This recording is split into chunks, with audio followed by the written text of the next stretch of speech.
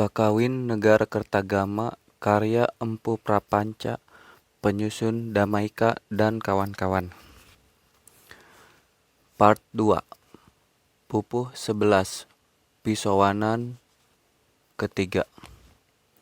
Itulah mereka yang menghadap di Witana dengan singgasana raja yang berhias indah. Di dalam agak jauh ke timur, dari pintu utama dilarang masuk ke dalamnya. Adapun sang Raja Sri Maharaja Singawardana bersama istri dan putra-putrinya ada di istana selatan. Di sebelah utara, tempat istana sang Raja Sri Kertawardana, ketiganya bagaikan kota surga yang menjadi satu. Seluruh bangunan tidak ada yang tidak bertiang indah dengan beragam ukiran-ukiran. Sedangkan pondasinya itu dari batu bata merah yang dibuat sedemikian rupa dengan alur menonjol dan indah. Atap dari rumah yang sangat bagus dibuat sepenuhnya dari tembikar dengan kualitas yang paling tinggi. Di sana di halaman teratai, cempaka, dan tanaman-tanaman indah tumbuh semarak. Pupuh 12. Ibu Kota. Berbagai macam bentuk itu bangunan ditata teratur mengikuti tembok batas negara. Di sebelah timur, tempat tinggal pendeta Siwa, dialah Dang Hyang Brahma Raja yang sangat agung dan luhur. Di selatan Buddha Sangha dengan pendeta Rangkanadi sebagai yang utama.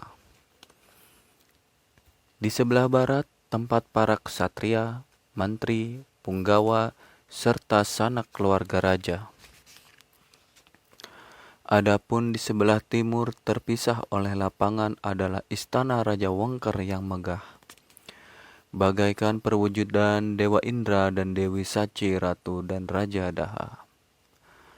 Sang Raja di Matahun dan Ratu dari Lasem bertempat di dalam berdampingan.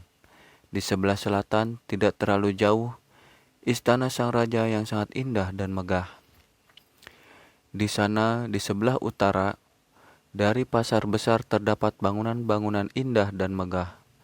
Adik dari wajah Wengker yang bertempat tinggal di sana, setia dan mengasihi sang raja dan pemberani bagaikan patih di Daha. Dia bergelar Batara Narapati yang terkenal di dunia, menciptakan ketertiban negara. Timur laut tempat tinggal Patih Gajah Mada, Dewi Watikta yang unggul. Menteri yang pemberani, bijaksana dan mengatur strategi politik, dapat diandalkan serta setia bakti kepada raja. Fasih dan cakap dalam berbicara, tutur katanya indah dan tidak pernah lelah dalam bekerja. Penasihat raja dalam melindungi dan menjalankan roda negara. Adapun di sana di selatan dari istana adalah tempat tinggal para Dharma Dyaksa yang sangat bagus. Di timur adalah tempat tinggal para pendeta Siwa dan di sebelah barat tempat tinggal para pendeta Buddha yang tertata rapi dan asri. Tidak terkira banyaknya tempat tinggal para menteri dan ksatria. Banyaknya perbedaan masing-masing tempat tinggal menambah indahnya kota. Bagaikan bulan dan matahari, di sana ibu kota dari Majapahit yang indah tiada tara. Di sana banyak rumah-rumah batu yang kokoh dan berkilauan indah bagaikan kilau madu. Bagaikan planet-planet kecil yang tersebar negeri-negeri itu dengan Daha sebagai pemimpinnya. Dan semua di Nusantara tunduk dan berlindung pada Majapahit. Pupuh 13. Wilayah Nusantara yang dikuasai. Bagian pertama. Secara terperinci pulau dan daerah-daerah yang ada di bawah negeri Majapahit, yang pertama adalah Melayu, Jambi, Palembang, selain itu Toba, dan termasuk Dharmasraya, Kandis, Kahwas, Minangkabau, dari Siak sampai Rokan, Kampar, dan juga sampai Pane, Kampe, bersama keempat wilayah di Mandailing sampai dengan Perlak hingga di barat. bersama dengan samudra yang luas dan juga Lamur, Batam, Lampung, juga Barus. Itulah wilayah-wilayah terutama di Melayu yang telah tunduk.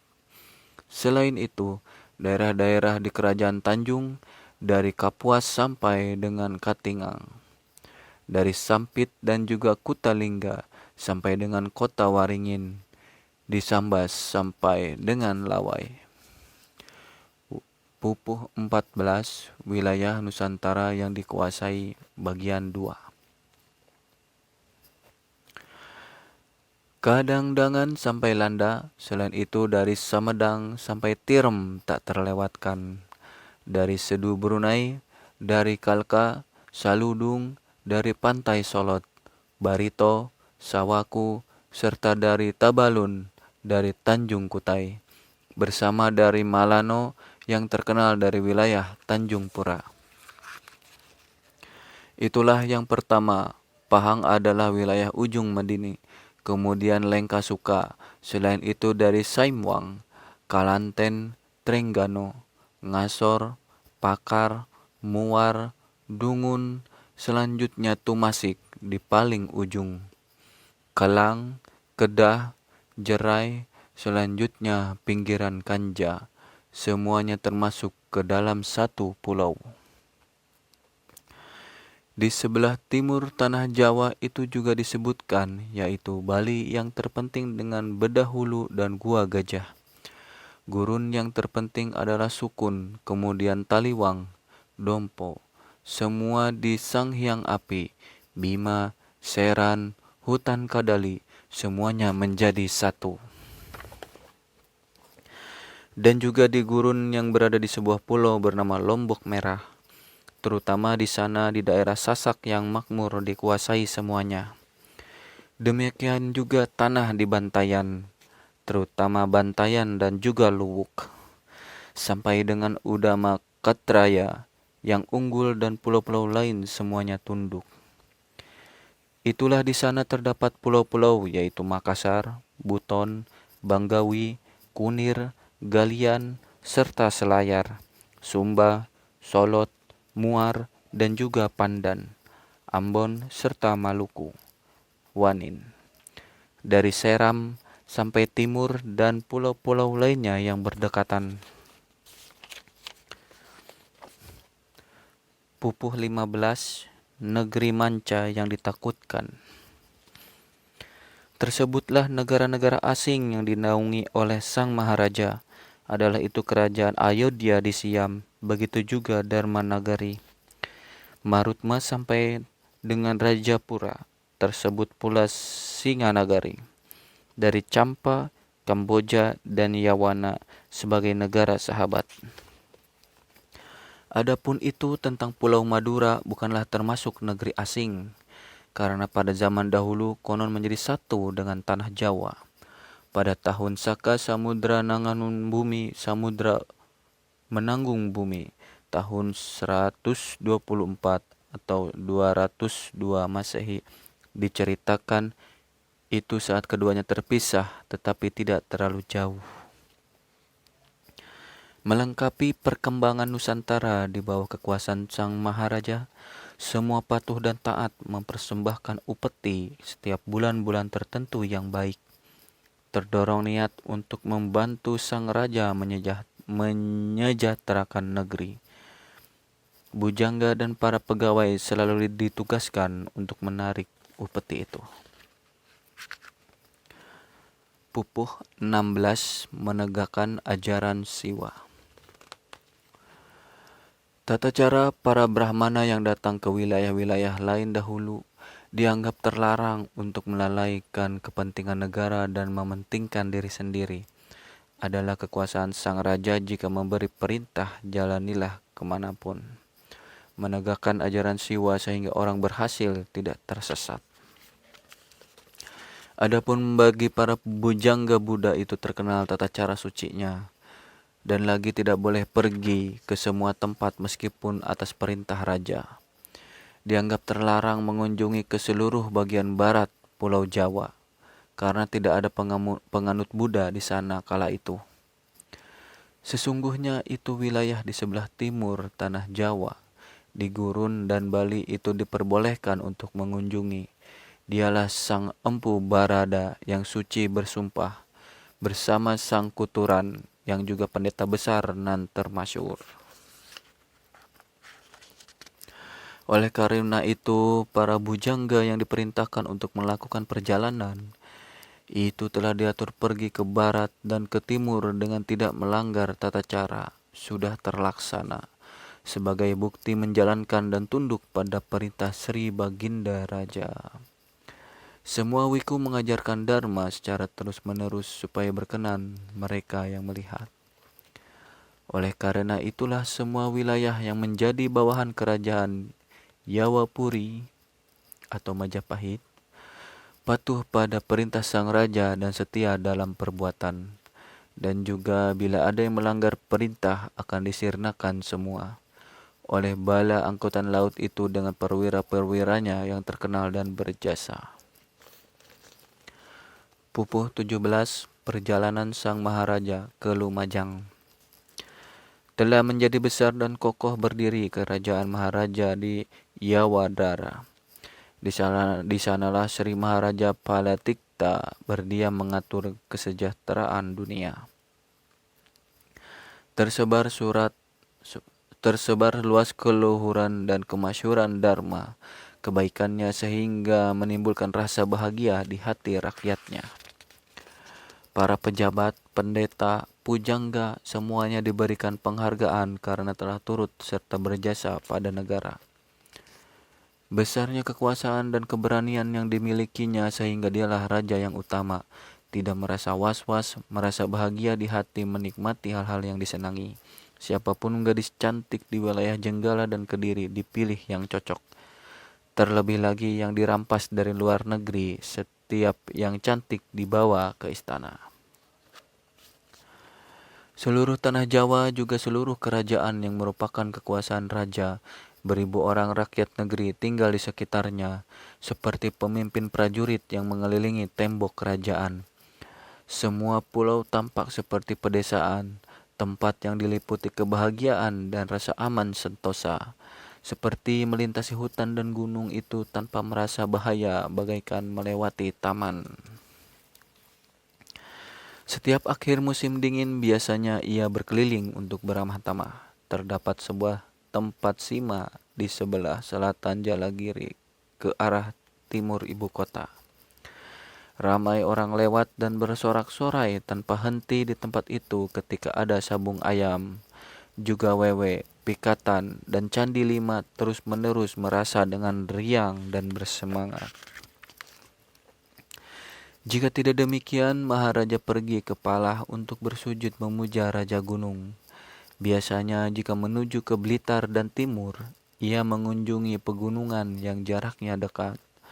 Yang terkenal di antaranya Polaman di Daha, tempat tinggal pejabat Akubu Linggamara dan juga mengunjungi Kalana. Ketika dari pertemuan di Jenggala, Maharaja melanjutkan perjalanan ke Surabaya lalu menuju ke Bubun. Pada tahun Saka Aksatisuра, Dadu tanggal Surya 1353 Masehi, Maharaja pergi ke Pajang diiringi sangat banyak bala kerajaan. Pada Angganada Aryayama, badan Gunung Surya 1354 Masehi, dia pergi ke Lasem melintasi selatan wilayah pesisir. Pada Dawa Adri Pana Indu, buka gunung Telinga Indu 1357 Masehi, bepergian dan menikmati pemandangan laut selatan dengan melintasi hutan. Di sana di Lodaya, selain itu Tetor Sideman dijelajahi keindahannya.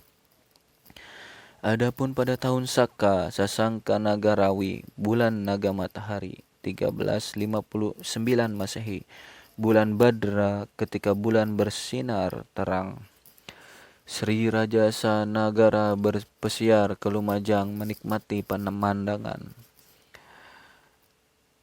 Semua Raja Jawa bersama permaisuri dan abdinya turut serta sang raja dengan naik kereta. para menteri, tangan kanan raja, pendeta, bangsawan, di seluruh Wilwatikta ikut serta. Demikianlah yang berjuluk Prapanca ini, dia ikut mengiringi Maharaja, tidak lain adalah seorang kawi, pujangga, penyair, orang yang mahir mengubah puisi, yang merupakan putra dari seorang kawi, merasa senang menemani melihat keindahan. Ia pembesar dalam agama Buddha, diangkat oleh sang raja untuk menggantikan sang ayah. Seluruh pendeta Buddha menceritakan tentang kisahnya dahulu.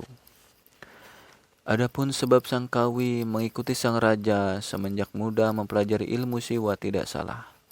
Mengikuti kemanapun sang raja pergi untuk mengambil hatinya, menaruh harapan kepada sang Prabu, namun belum mampu mengisap keindahan sepenuhnya, mengolah dan membubuhkannya dalam kakawin. Oleh karena itu, hanya menceritakan desa-desa serta jalan yang dilewati disebutkan secara terperinci. Pada awalnya yang dikunjungi adalah Japan atau Mojokerto, dengan biara dan candi yang rusak dan rubuh. Sebelah timur Tebu, Gunung Pandawa, Daluang, Babala, dan juga Kanci yang tidak jauh letaknya. Selain itu, sampai di biara Ratna Pangkaja dan juga Kuti Haji dan asrama Pangkaja berdampingan, tempat para agamawan Panjrak, Pongging, Jingang. Bangunannya terletak di paling depan, di pinggir jalan. Sesampainya di Candi Pancasara, kemudian pergi ke Kapulungan. Dia beristirahat dan menginap. Sedangkan perjalanan sang kawi langsung menuju ke Waru untuk berdiam istirahat di tempat yang tak jauh dari pantai. Tempatnya terletak di biara Kuti di Suraya yang masuk di dalam daftar. Akan tetapi konon masih dipinjam dan belum dikembalikan. Hati teringat akan keindahannya.